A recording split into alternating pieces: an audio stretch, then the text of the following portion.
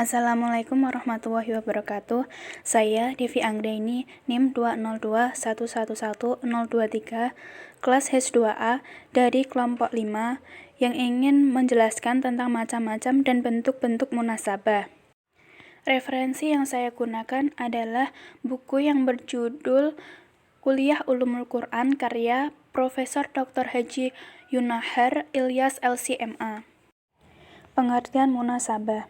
Secara harfiah, kata munasabah merupakan perhubungan, pertalian, pertautan, persesuaian, kecocokan, dan kepantasan. Kata al-munasabah adalah persamaan atau muradif dengan kata al-muqarabah dan al-musyakalah yang masing-masing berarti berdekatan dan bersamaan. Di antara contoh al-munasabah dalam konteks pengertian ini ialah munasabah illat hukum. Dalam teori kias atau analogi, yaitu sifat yang berdekatan atau memiliki persamaan dalam penetapan hukum. Macam-macam munasabah. Yang pertama, munasabah antara satu kalimat dengan kalimat sebelumnya dalam satu ayat. Munasabah jenis ini mencari hubungan atau kaitan antara satu kalimat dengan kalimat sebelumnya dalam satu ayat. Misalnya, Quran Surat Al-Baqarah ayat 195 yang artinya, dan belanjakanlah harta bendamu di jalan Allah, dan janganlah kamu menjatuhkan dirimu sendiri ke dalam kebinasaan, dan berbuat baiklah karena sesungguhnya Allah menyukai orang-orang yang berbuat baik. Apakah ada kaitan langsung antara perintah berinfak dan belanjakanlah harta bendamu di jalan Allah dengan larangan membinasakan diri dan janganlah kamu menjatuhkan dirimu sendiri ke dalam kebinasaan, atau masing-masing bagian dari ayat tersebut berdiri sendiri? Kalau kita merenungkan lebih mendalam, tentu akan ditemukan kaitan logis antara dua bagian isi ayat tersebut. Apabila umat Islam karena kikir atau kurangnya kesadaran akan pentingnya peran serta aktif setiap orang dalam pendanaan semua amal, usaha, dan perjuangan umat, tidak mau menyumbangkan sebagian harta bendanya untuk perjuangan, maka tentu saja perjuangan itu tidak akan berhasil, dan apabila perjuangan tidak berhasil, dampak negatifnya juga akan dirasakan oleh umat itu sendiri.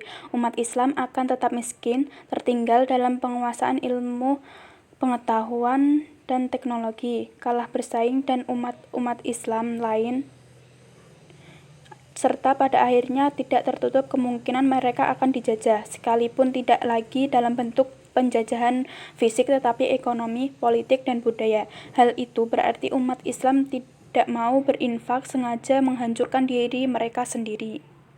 2. Munasabah antara satu ayat dengan ayat sesudahnya. Munasabah jenis ini mencari hubungan antara satu ayat dengan ayat sesudahnya. Misalnya hubungan antara surat Al-Isra ayat 1 dan 2. Yang ayat pertama berartikan Maha Suci Allah yang telah memperjalankan hambanya pada suatu malam hari di Masjidil Haram ke Masjidil Aqsa, yang telah kami berkahi sekelilingnya agar kami perlihatkan kepadanya sebagian dari tanda-tanda kebesaran kami. Sesungguhnya Dia adalah Maha mendengar lagi Maha mengetahui. Dan arti ayat kedua adalah, dan kami berikan kepada Musa kitab Taurat, dan kami jadikan kitab Taurat itu petunjuk bagi Bani Israel dengan firman, janganlah kamu mengambil penolong selain aku. Apa hubungan antara peristiwa Isra Nabi Muhammad SAW yang disebutkan pada ayat pertama dengan diberikan kitab Taurat kepada Nabi Musa? Pada ayat yang kedua, menurut Quraisy Shihab, ayat pertama menyebutkan anugerah Allah SWT kepada Nabi Muhammad SAW yang mengisrakan beliau dalam waktu yang sangat singkat. Dan sedangkan ayat kedua menyebutkan anugerahnya kepada Nabi Musa SAW yang mengisrakan beliau dari Mesir ke negeri yang diberkati pula, yaitu Palestina. Tetapi memakan waktu yang lama.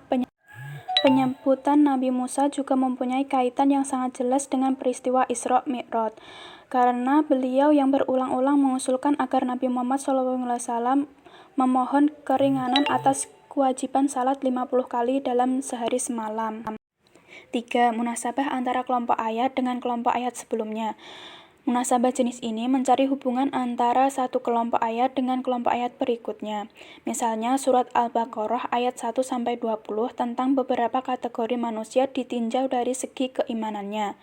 Pada ayat 1-5 berbicara tentang orang-orang yang bertakwa, yaitu orang-orang yang memadukan dalam diri mereka aspek iman, Islam, dan ihsan. Ayat berikutnya 6-7 berbicara tentang orang-orang kafir, yaitu orang yang lahir batin mengingkari Allah SWT. Dan ayat selanjutnya 8-20 berbicara tentang orang-orang yang munafik yang di luar mengaku beriman tetapi di dalam mengingkari Allah SWT. 4. Munasabah antara awal surat dengan akhir surat sebelumnya. Munasabah jenis ini mencari hubungan antara awal satu surat dengan akhir surat sebelumnya, dengan akhir surat Al-Waqiah. Pada Quran surat Al-Hadid ayat 1 yang artinya, semua yang berada di langit dan yang ada di bumi bertasbih kepada Allah, menyatakan kebesaran Allah, dan dialah yang maha perkasa lagi maha bijaksana. Dan arti dari surat Al-Waqiah ayat 96, maka bertasbihlah dengan menyebut nama Rabbmu yang maha besar. Ayat akhir surat Al-Waqiah berisi perintah untuk bertasbih. Maka bertasbihlah dengan menyebut nama Tuhanmu yang maha agung. Sedangkan yang ayat pertama surat Al-Hadid menyatakan bahwa bertasbih kepada Allah semua yang berada di langit dan yang ada di bumi. Terlihat ada keserasian antara dua ayat tersebut. 5. Munasabah antara satu surat dengan surat lainnya. Munasabah jenis ini mencari hubungan antara nama satu surat dengan nama satu surat sebelumnya dan sesudahnya. Hubungan antara kandungan satu surat dengan surat berikutnya. Hubungan antara akhir surat dengan awal surat berikutnya. Salah satu contohnya adalah munasabah antara surat Al-Fatihah dengan surat Al-Baqarah dari segi nama. Bentuk-bentuk munasabah dilihat dari segi bentuk hubungan antara satu kalimat dengan kalimat berikutnya dalam satu ayat, atau bentuk hubungan antara satu ayat dengan ayat berikutnya, maka munasabah dapat dibagi dalam kategori berikut ini. 1.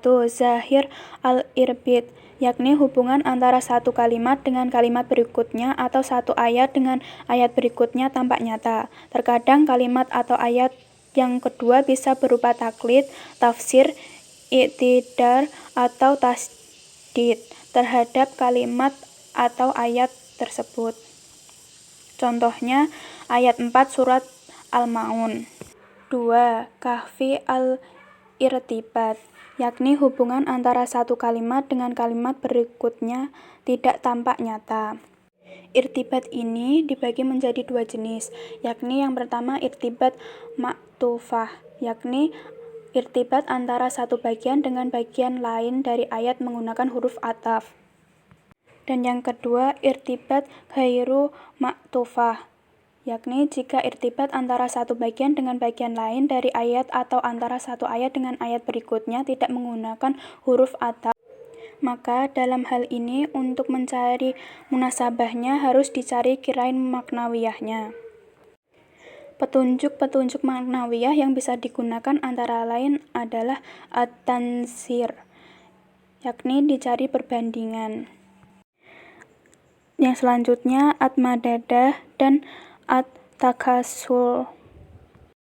Sekian dari saya penjelasan tentang macam-macam dan bentuk munasabah. Wassalamualaikum warahmatullahi wabarakatuh.